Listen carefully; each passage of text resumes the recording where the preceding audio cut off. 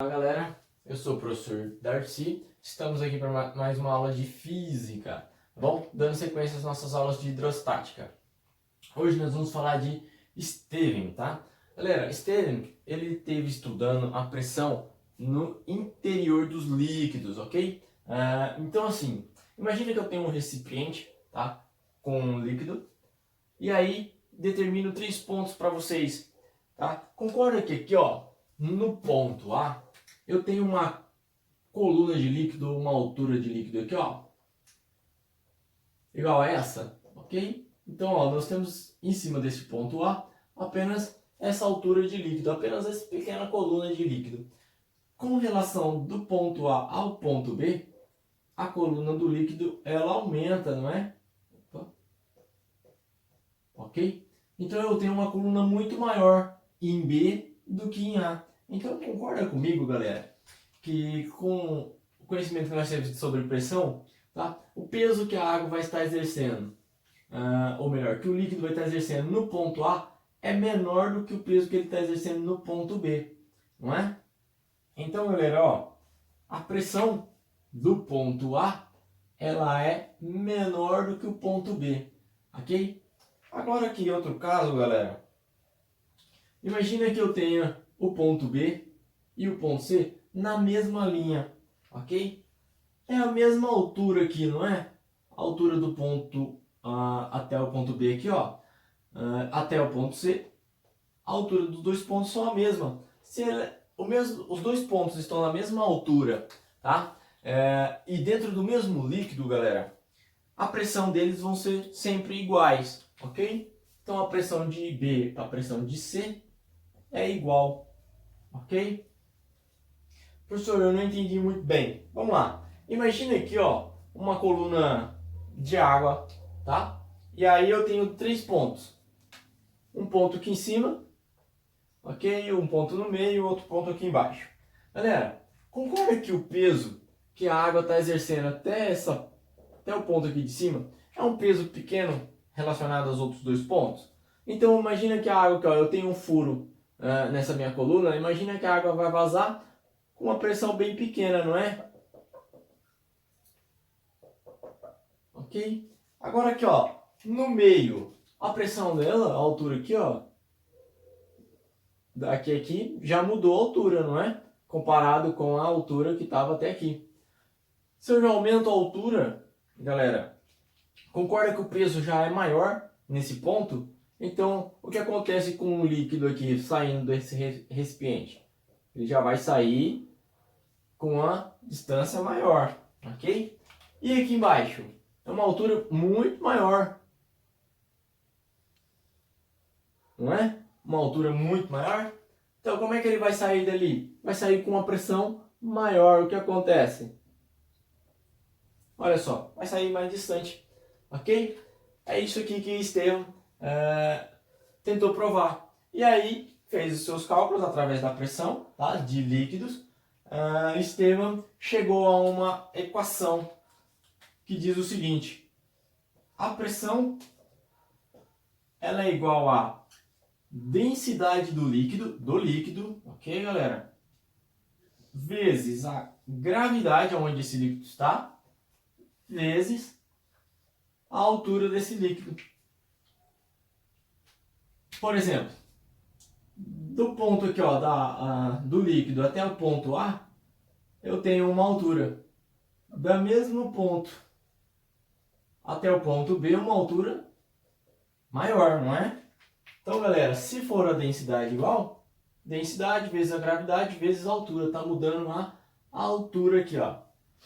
Eu mudo a pressão dentro do líquido, ok? Conforme vou variando a altura dele, tá bom? E aí Estevam veio com essa equação, tá? Para a gente conseguir calcular. Galera, uma outra coisa, eu não posso me esquecer, tá? Sempre, de que se eu tenho um recipiente qualquer, eu tenho que lembrar que existe uma pressão, tá? Chamada pressão atmosférica, pressão de ATM, tá? Exercendo sobre o recipiente, sobre o líquido, ok?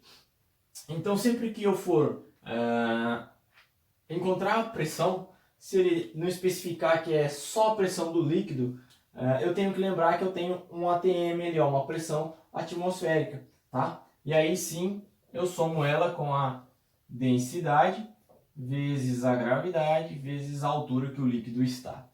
Ok, galera? Eu vou dar um pause aqui para poder voltar com um quadro sobre a pressão atmosférica e um quadro sobre vasos comunicantes, ok? Então, galera, pressão atmosférica. Galera, nós sabemos, tá, que o planeta onde nós vivemos é composto com vários gases na nossa atmosfera.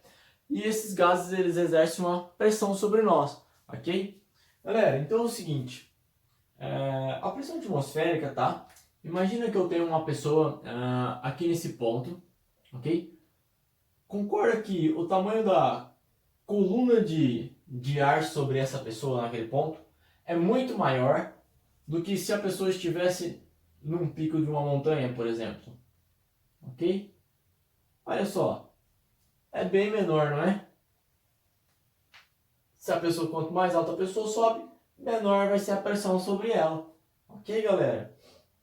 Enfim, em 1643, alguma coisa assim, tá? Veio um físico e fez alguns experimentos com mercúrio, tá? Torricelli, onde ele constatou que ele pegou uma bacia bem grande, tá? Bem grande, e aí um frasco de tubo, tipo um tubinho de ensaio, só que grande também, ok? Mais que 1 metro, vamos dizer. E ele encheu de mercúrio tanto o frasco quanto essa bacia, ok? E aí ele pegou esse frasco, galera, e virou de ponta cabeça dentro do líquido, dentro da bacia. O que aconteceu? Ele percebeu que o líquido ele entrou em equilíbrio dentro do tubinho de ensaio dele, tá? E aí ele pôde constatar que aqui dentro desse tubo, tá, tinha 76 centímetros de mercúrio, tá, que não saíram para derramar. E aí ele pôde constatar então que a pressão que o ar, ok? A pressão que o ar, olha só, galera, exercia sobre o líquido, aqui pro lado de fora, tá? Equivalia aos 76 centímetros de mercúrio dentro do tubo, ok? E aí saiu a unidade de medida dos 760 milímetros de mercúrio. Um outro conhecimento, galera, sobre a atmosférica é o seguinte: a 0 metros de altitude, a nível do mar, vamos dizer, tá? A gente tem uma pressão de 1 atm, que equivale a 1 vezes 10 elevado à quinta newtons por metro quadrado, ok? Se eu começo a subir, tá? Como eu pude demonstrar aqui em cima, a 1000 metros de altura, eu tenho 0,9 atm. E a 10.000 metros de altura, eu tenho 0,27 atm. Ok, galera? Então, a pressão atmosférica ela vai diminuindo conforme eu vou aumentando a minha altitude. Ok? O que seria esse 1 vezes 10 à quinta? Galera, seria comparado com uma coluna de água, ok?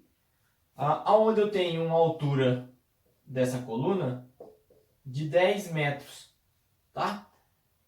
E aí é uma área que ela cobre, tá? De 1 metro quadrado. 1 metro quadrado. Então eu tenho 10 metros de altura por 1 metro quadrado, ok?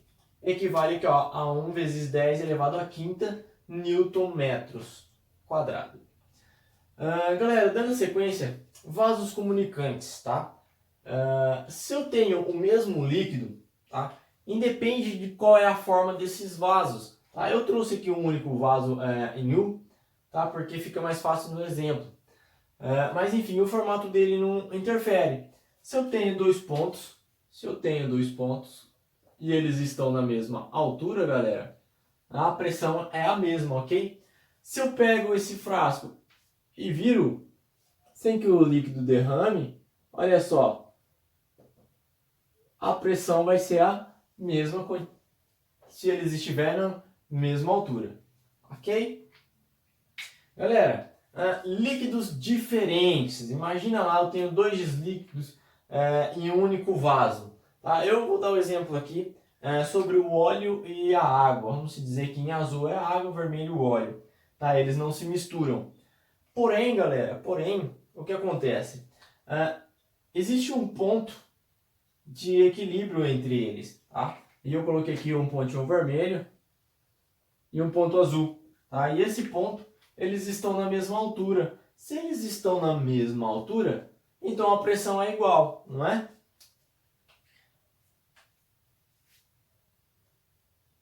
A pressão de A, vamos chamar assim, ela é igual à pressão do B, do ponto B ali. Ah, professor, mas a altura de um para o outro é diferente. Tudo bem. Olha só.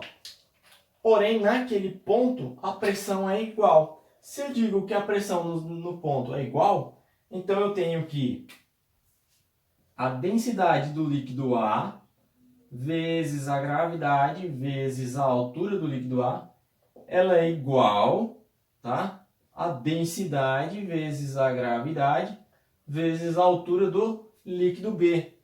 Galera, eu tenho aqui, ó, gravidade e gravidade, eu posso cortar, ok? Então, em líquidos diferentes, eu posso determinar a altura aqui, ó, dessa forma.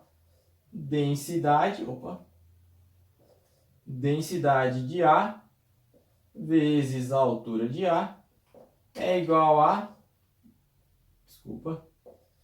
densidade de B vezes a altura de B.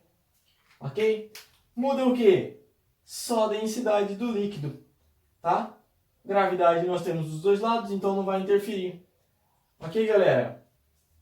Se a densidade for menor, vai precisar de uma altura maior para equilibrar aqui, ok?